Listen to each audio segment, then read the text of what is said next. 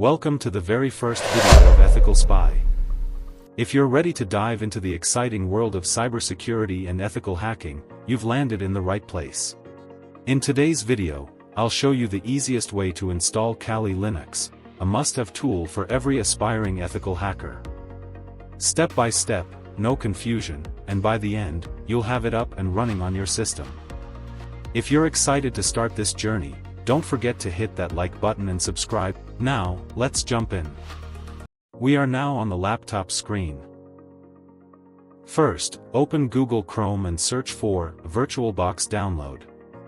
Click on the first result that appears. Once on the website, select the package for your operating system. Since I'm using Windows, I'll download the Windows package. Now, open a new tab and search for 7-zip.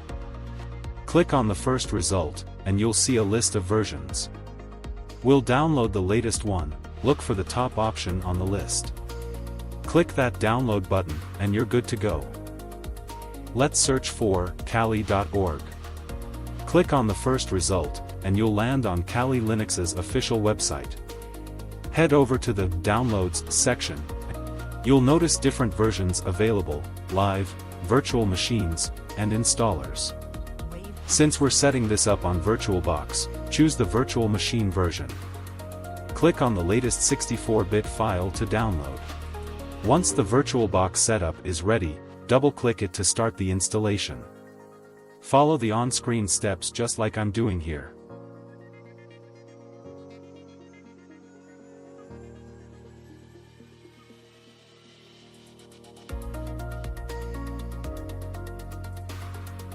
When it's installed, click Finish, and VirtualBox is ready to go.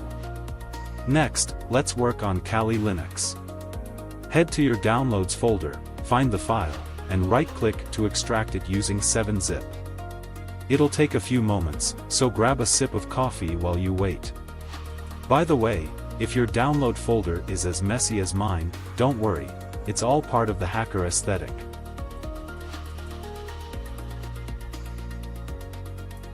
Once it's extracted, we're all set to move to the fun part, setting it up in VirtualBox.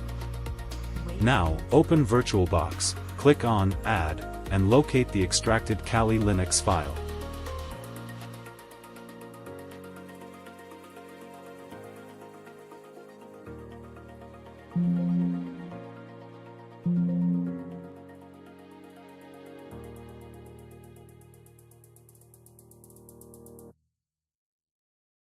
Follow along as I configure the settings.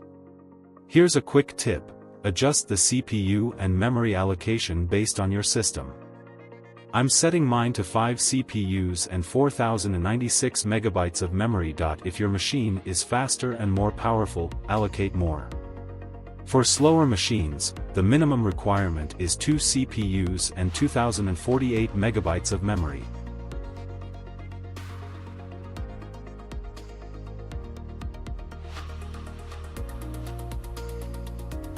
Once done, hit Start, and watch as your virtual machine boots up. It might take a few minutes, but trust me, the wait is worth it.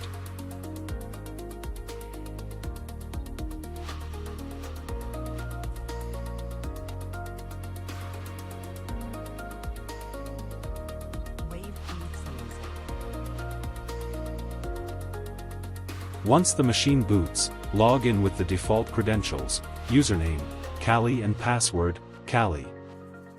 After logging in, open the terminal to test everything.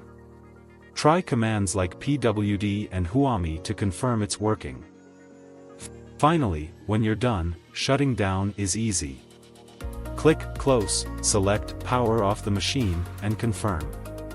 Now, your virtual machine is ready to go anytime you need it.